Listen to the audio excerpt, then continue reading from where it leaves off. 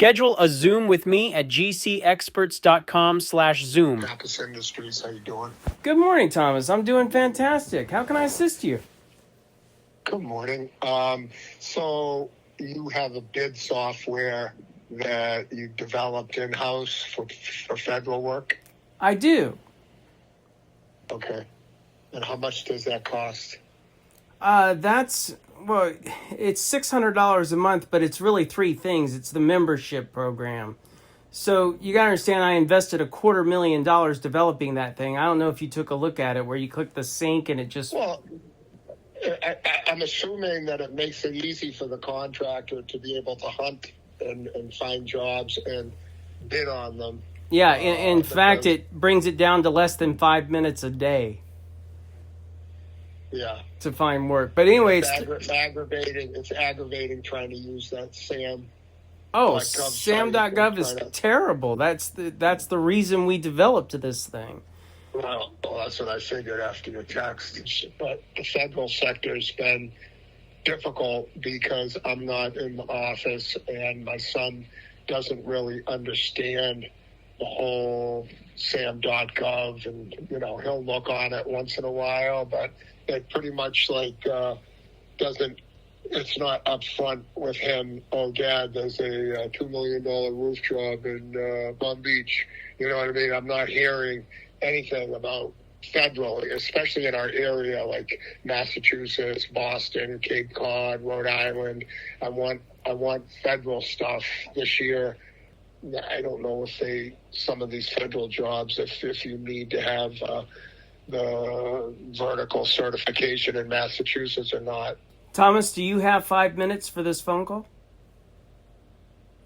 Yeah. Well, what do you need, to go online and look? No, to just talk. I've been listening. I want a chance to talk. Oh, yeah, I do. Yeah, I'm out of the country right now, and I'm not in a position to be able to be going online, clicking. No, I understand. I just want to talk for a few minutes, but I'm still waiting for my turn. Go ahead. Okay. Look, you're talking to a guy who's done $1 billion worth of federal government construction work in all 50 states, a couple of times outside the country in the Azores and Guantanamo Bay, Cuba. I've done over $1 billion worth of work, over 1,000 federal contracts, over 35 years. And I want to light a light bulb on top of your head. And this is going to sound ridiculous to you, but I want to play a little game to just kind of open up your mind. So you know what a SAM registration is. We're going to play a game. I'm going to give you the answer to the question before I ask you the question. The answer is SAM registration. Ready to play? Yep. There's one thing and one thing only required to be a federal contractor, and that is a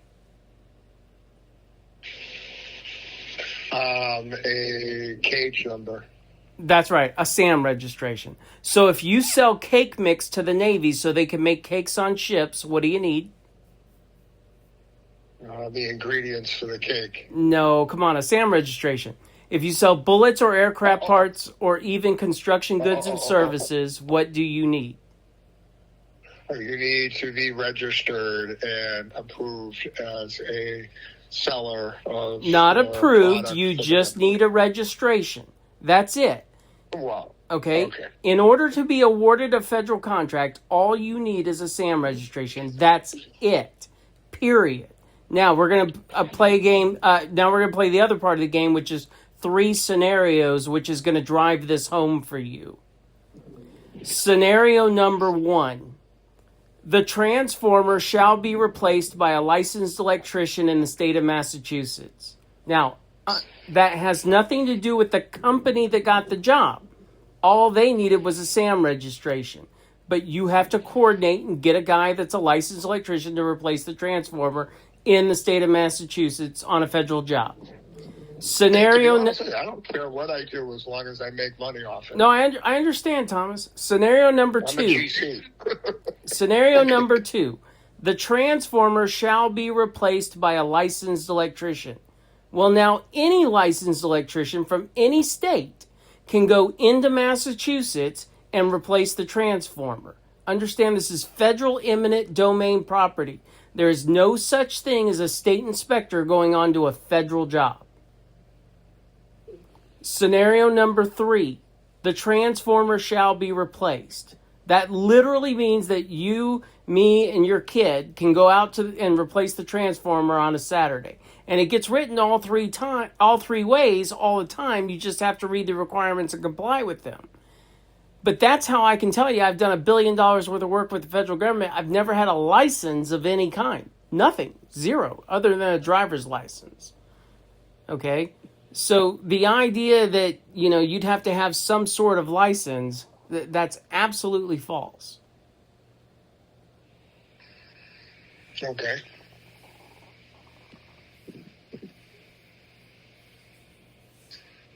Have you done federal work? Not a lot, no. I did a federal project, a small $16,000 job for Woods Hole Oceanographic Institute. They had that little sub Alvin, and they had a cut room in their science building where they would cut the fish and the horseshoe crabs, and they would dissect them, and they needed a new poured concrete special type of flooring, and that was the only federal job that I did. I've done state jobs with federal funding, but Sure. no actual federal. I've been trying to build the federal thing, but focusing more on hand-to-mouth, week-to-week, Massachusetts shit. Have you ever heard of no risk federal contracting? No. Okay, so I'm going to explain this to you, but then I'm going to send a video where I actually teach this on a whiteboard. But have you ever heard of the Federal Acquisition Regulations, the FARs? No. Okay, so all federal contracts, 100% of them, are bound by what's called the Federal Acquisition Regulations. It's the rule book that the federal government uses to procure all types of contracts, whether it's cake mix or bullets or aircraft parts or construction. There's one particular FAR called 13.004. And that FAR changes everything for a construction contractor, because the very first sentence of that FAR says that a quote is not an offer and consequently cannot be turned into a contract. The heading for this FAR is legal effect of a quotation. And the reason I'm telling you about this is because if you go out tomorrow and you give 100 quotes, is there anything legal associated with the quotes, or are they just quotes? They're just quotes. That's right. But on federal side, the very first title is legal effect of a quotation, implying that there's something legal there, and that's just different from out in the private world compared to the public world of federal. So a quote is not an offer and consequently cannot be turned into a contract. That means you can give them a quote, they can't turn it into a contract. Whereas in your world, if you give a quote out and you sign it and the other person signs it, they can turn it into a contract. But the federal government can't. The second sentence of that paragraph... Well, it depends on the dollar value in Massachusetts. You can only get quotes for jobs under like $25,000, and they have to be publicly bid. Yeah, I'm talking about something a little bit differently. All federal contract, well, I don't want to say all. There's a small set aside in federal contracting where they can offer a deal direct. In other words, they can sole source. I imagine it's the same way in state. I do have, let me mention to you, I do have certification as a small business. I don't know if you saw that. It doesn't really matter to me because the reason is because the federal government's issuing $270 billion a year in construction goods and services, which if you look at a year being 365 days, but you take 100 days out for the weekends, every single business day, our federal government's trying to issue $1 billion in federal contracts. That's $1,001 million contracts per business day. And 3% is set aside for SDV, 8A, Hub Zone, that kind of stuff. But 97% is basically being put out there for small business or large business. Regardless, it's hundreds and hundreds of millions of dollars a day in opportunities. Doesn't really matter what your certification is. I get people calling me all the time, I'm an SDV and I want to focus on SDV. And I go, fucking you and everybody else wants to focus on that. Start focusing on the other 97%. That's where the least amount of competition is. So anyway, I wanted to talk about the second sentence of that FAR I'm telling you about. The second sentence is recognition by Congress that not every contracting officer understands sentence number 1, that they can't take your quote and turn it into a contract. They're worried that someday a procurement official might take your quote and turn it into a contract, even though sentence number 1 says they can't. So what sentence number 2 says is, if they do take your quote and turn it into a contract, don't worry about it. It's still not a contract. Now, the rest of the paragraph explains how it does become a contract. But the very last sentence is where it makes a hell of a lot of sense. It says, it becomes a contract when the supplier accepts the offer.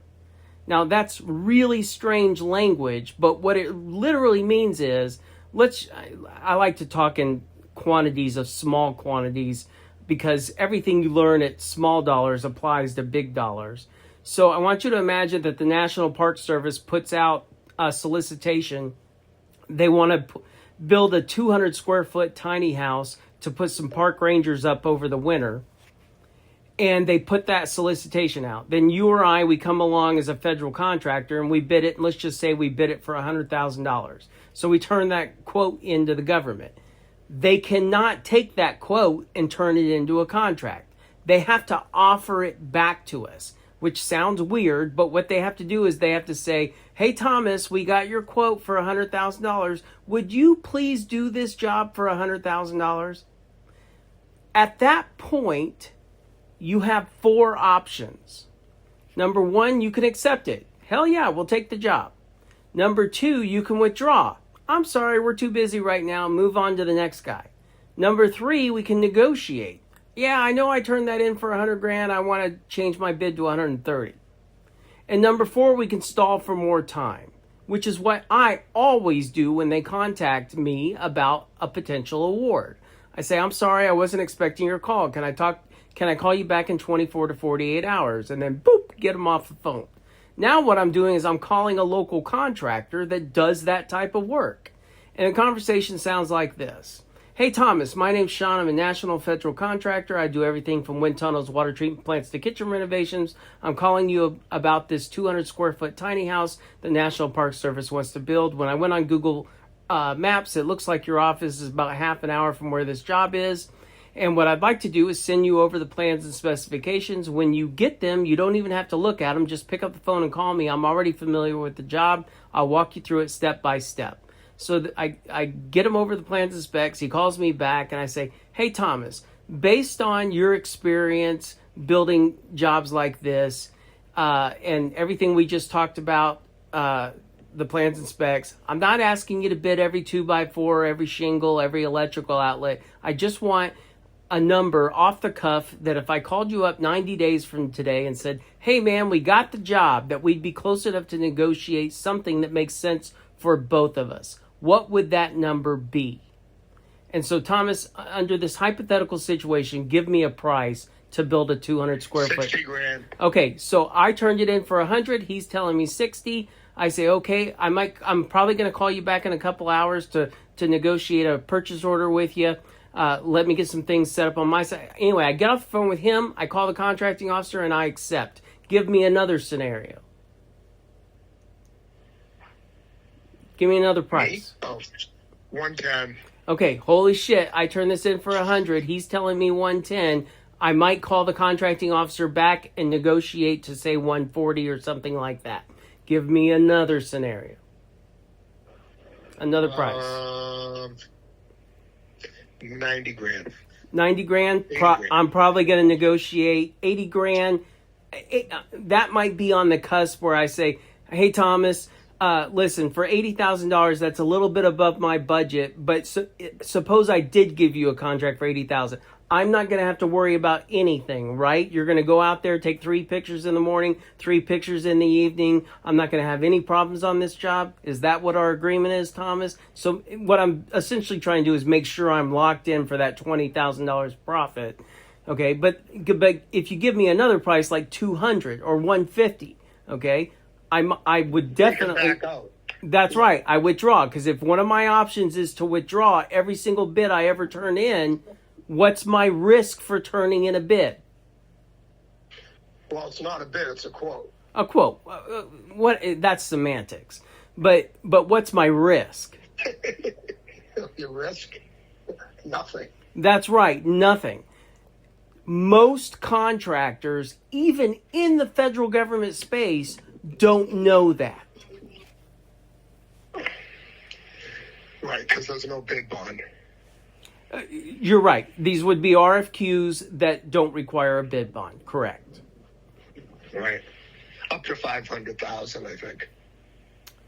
What specifically do you mean by that? I think there's a dollar value that drives bonding. No, it's actually. I don't even think you need a payment and performance bond under 500. It's actually Federal Acquisition Regulation 36, and in there it states in part that the contract under $150,000, the contracting officer has discretion as to whether to require what's called payment and performance protection, which bonds is one of the 5 types of payment and performance protection. If you go to FAR 28.102, it describes the 5 types. Number 1 is bonds. Number 2 is irrevocable letter of credit. Number 3 is something called a tripartite escrow agreement.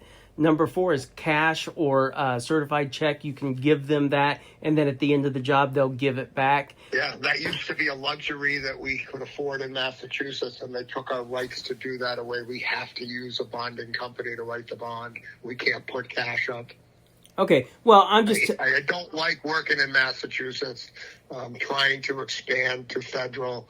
Well, I can show you. I can show you how to find, bid, negotiate, and perform any federal contract anywhere from your office. Yeah.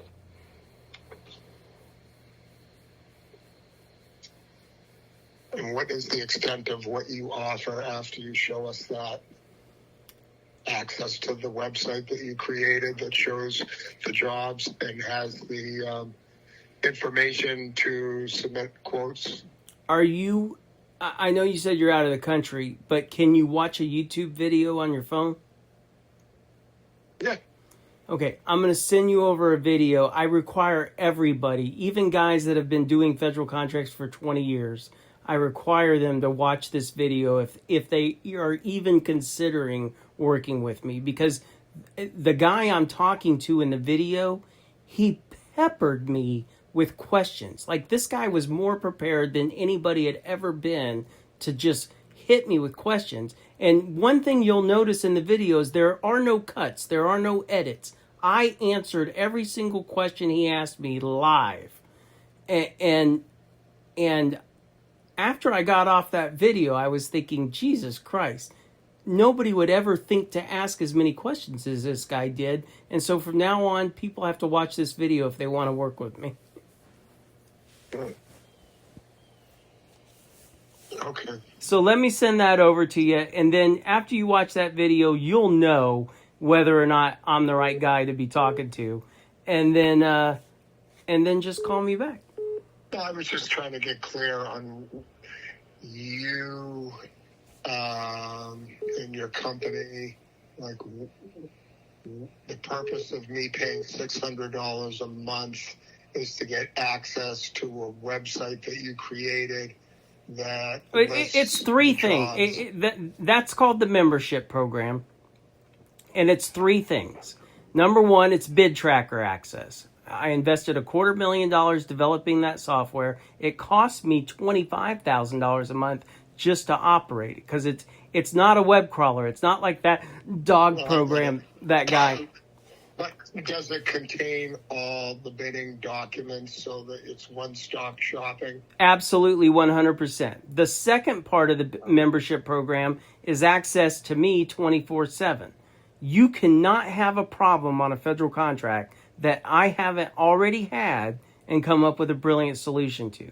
And that includes everything from filling out bid forms to scheduling to coordinating subcontractors on the job site. I have done everything that you can imagine, and I've done every type of work that you can imagine, including up there in Boston at Natick. I built a $2 million wind tunnel back in 1998 or 99. I know it's an Army base there, but the Navy has a climatic wind tunnel program there. They've got, I think, 3 wind tunnels there, including ours. The one that I built was for the Navy to put seals in the wind tunnel and test clothing before it went into production. Gotcha.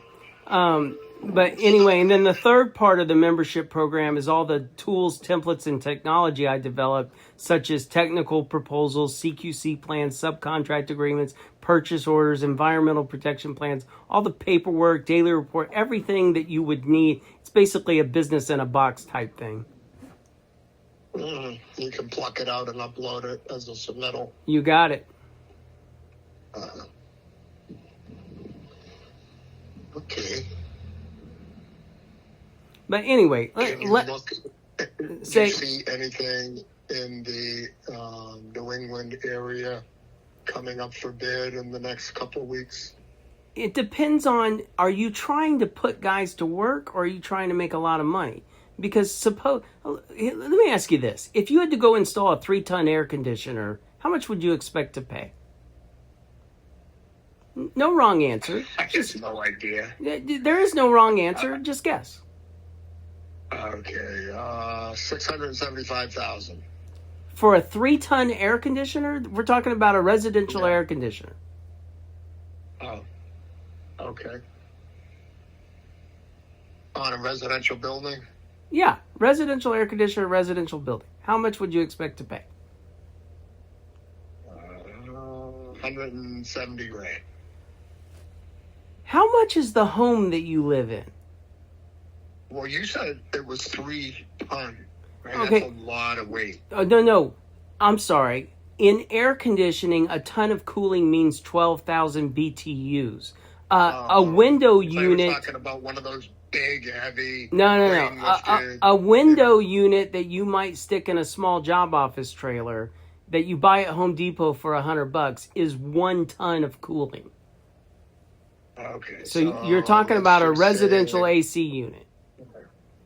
$5,000. Okay, that's a very common answer. Okay, now, if you go out tomorrow and you get a commercial contract for $500,000 and you go back to your office and you put that contract in your filing cabinet, can anybody down the street or around the world walk into your office, open up your filing cabinet and go, holy shit, Thomas, you got a $500,000 contract? No, because that's private, okay?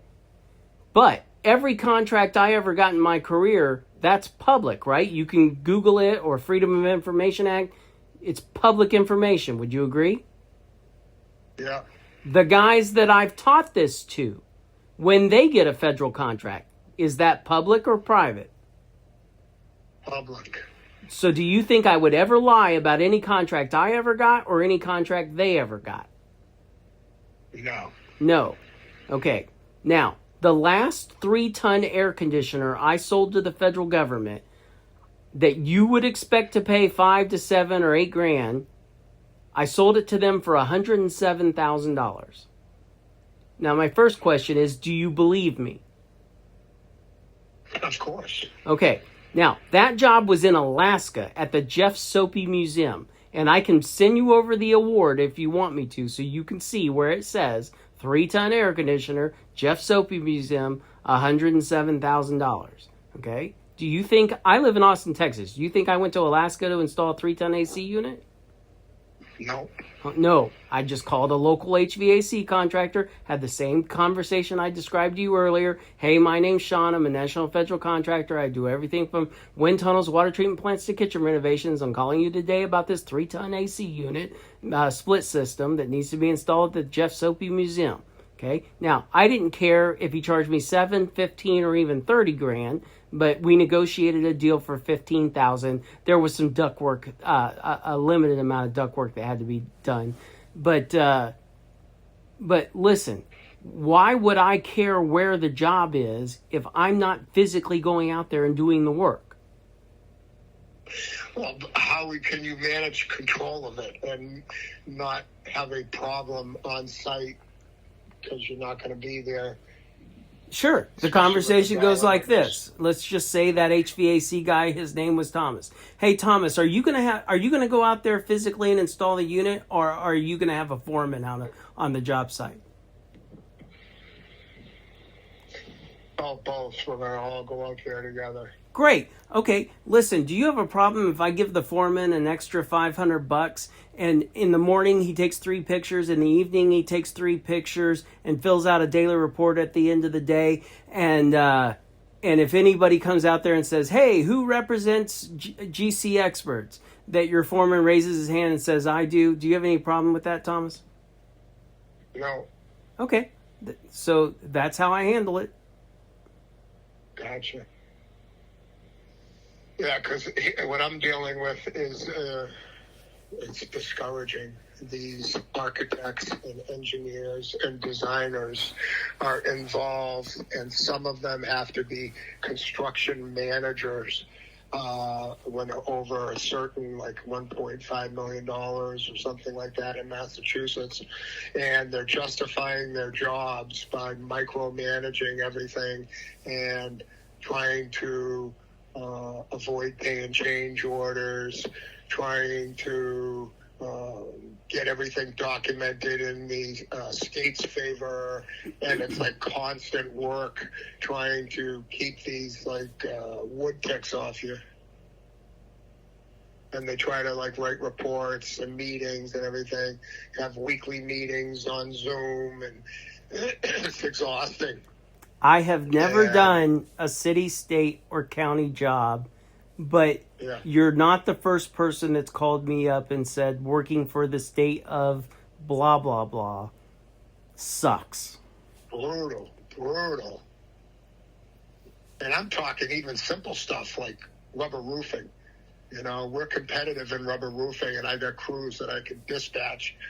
The only problem is some of the guys don't have the green card. How much are you getting a square of rubber roofs, EPDM or whatever?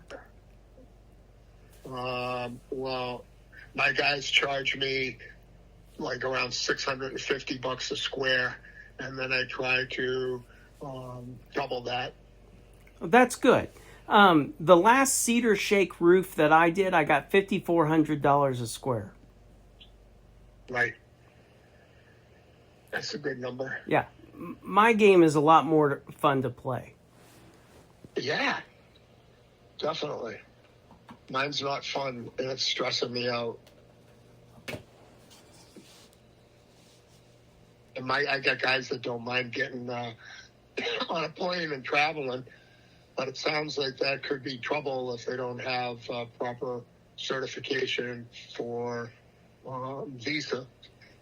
Yeah, no, look, when you've got a lot of money to play with, you can afford to get the best talent in town. I mean, look, every city in America has a good plumber, has a good roofer, has a good, whatever, concrete guy, framer, okay? Right. HVAC. And even the small towns that don't, all you got to do is call the local preacher. He knows how to get anything done. He knows everybody. Yeah, well, that's why we want to move towards more federal, because it's too micromanaged at the state level, because anything over $25,000 has to be a filed sub-bid that's certified and registered by the state of Massachusetts, and they bid that separately, and then the GC has to carry that and manage the sub, even if he's a clown. I 100% guarantee you that that does not exist in federal contracting. Right. So, yeah. Not only that, but I record all my phone calls. I'm recording this one, and at the end of this call, I'm going to send you the recording so you have it. Okay.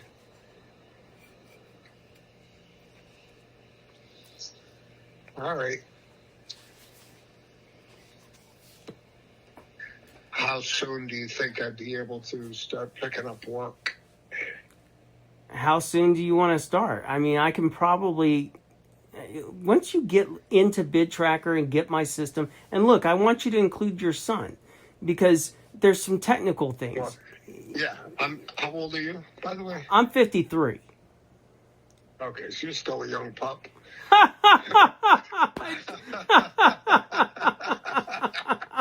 was stronger in my 50s than in my 40s. Stronger in my 40s than in my 30s, but 60s has been a little bit of a battle. Okay, I'll take your word for it. Trust me. Yeah, good.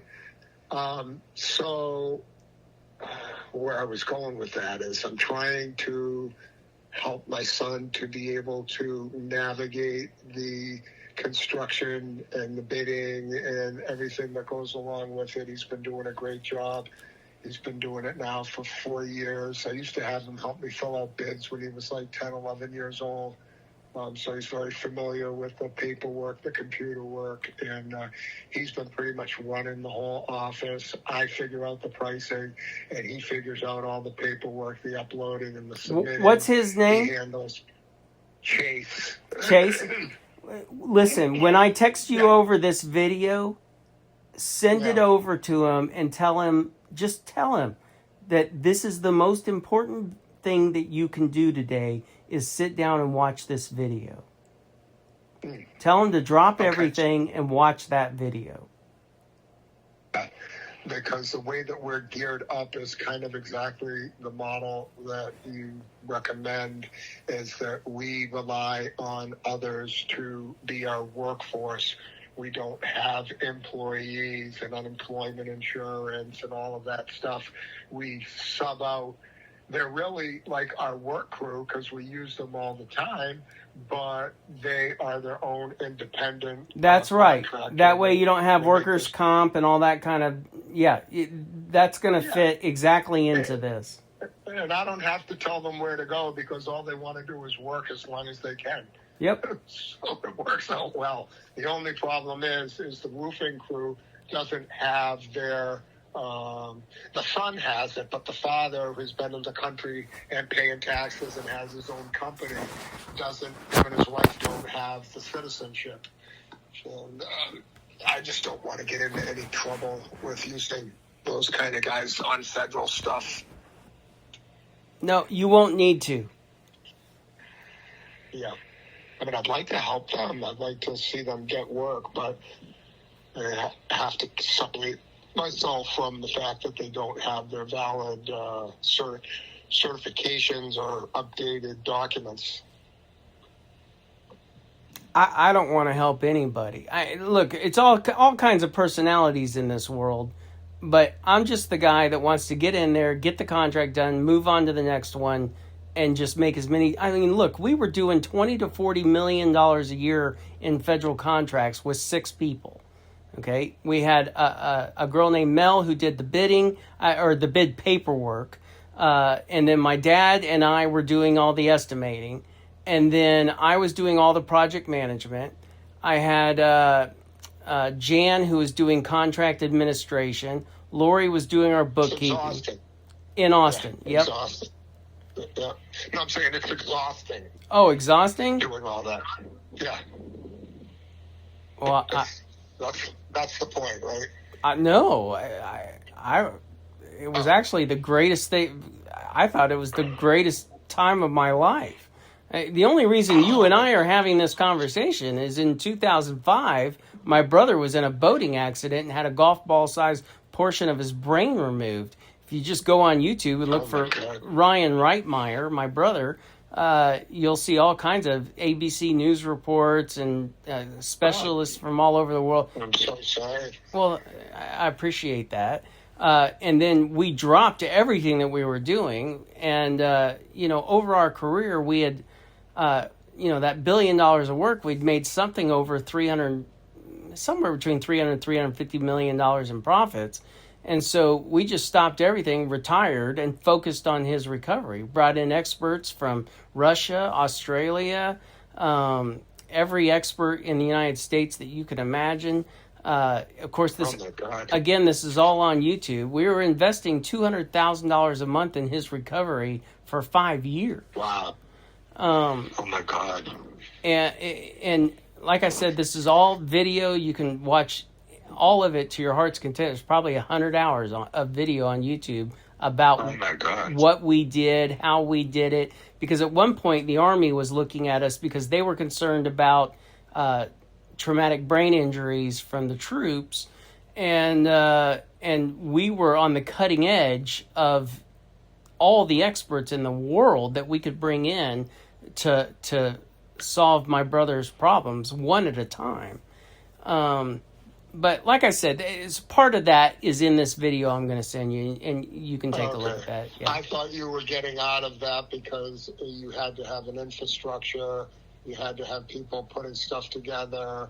You're saying you kept that down to a minimum, and it was manageable and enjoyable and the best time of your life, and that you still managed to have others do the work. Absolutely.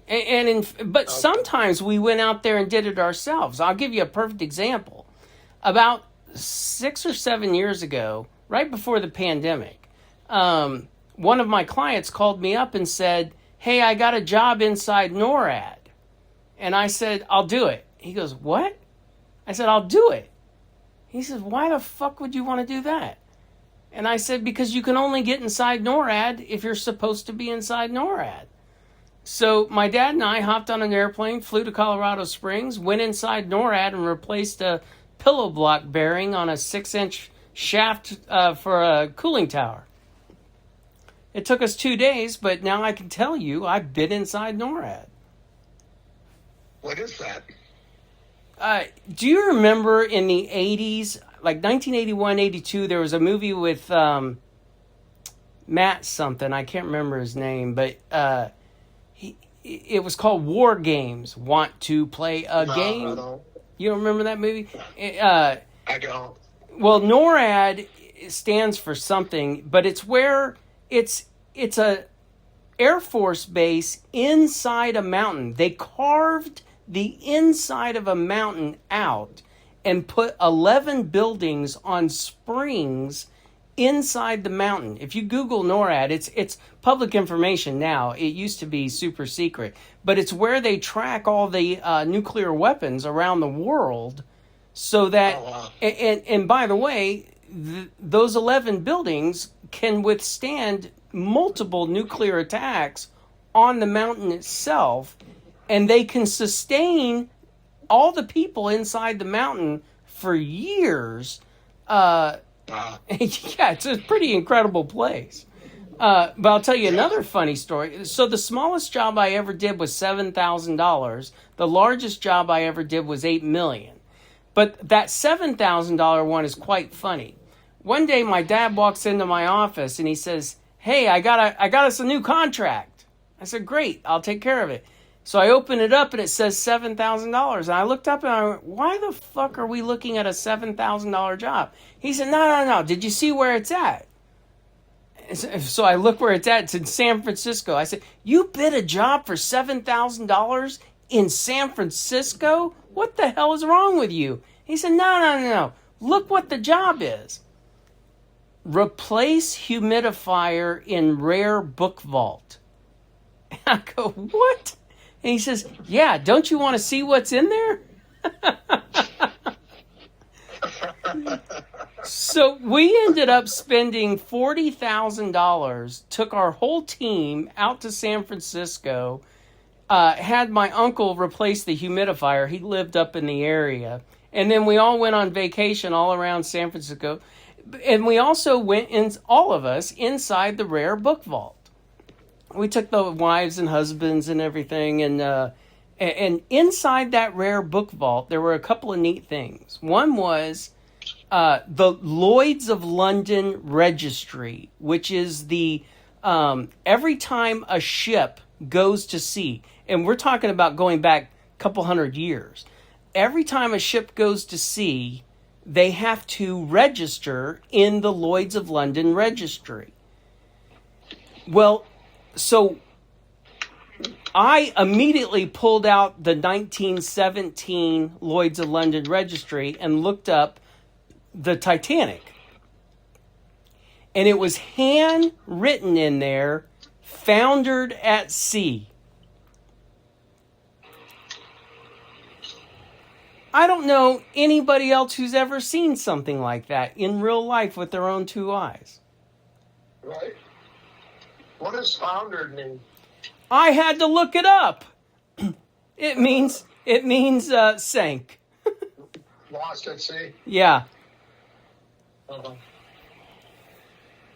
That is fascinating. But he lost $36,000. Yeah. Who gives a shit? I got the memory. There you go.